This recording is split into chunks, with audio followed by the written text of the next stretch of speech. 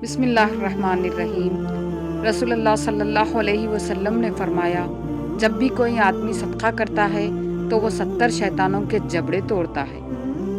وقت پر ادا کی گئی نماز اللہ تعالیٰ کو تمام اعمال سے زیادہ قبول ہے۔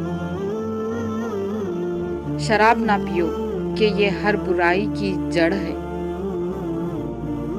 بندہ اس وقت تک کامل مومن نہیں ہو سکتا جب تک کہ مذاق میں بھی جھوٹ بولنا اور جھگڑنا نہ چھوڑ دے، اگرچہ سچا ہو۔ زیادہ حسد کرنے والے کی حسرتیں زیادہ اور برائیاں دگنی ہوتی ہیں۔ جس کو مسلمان کا درد نہ ہو وہ میری امت میں سے نہیں۔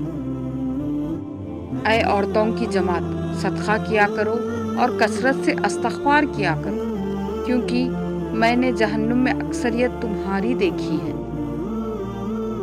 رسول اللہ صلی اللہ علیہ وسلم نے فرمایا، لوگوں میں سب سے برا وہ آدمی ہے کہ جو دو رخوں والا ہے۔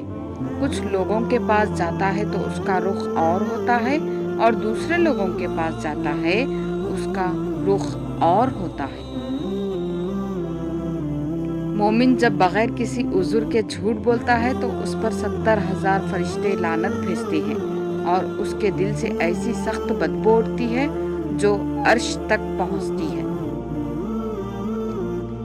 ایک وقت ایسا آئے گا کہ دین پر قائم رہنا اتنا مشکل ہوگا جتنا ہاتھ میں چنگاری پکڑنا۔ جزاک اللہ۔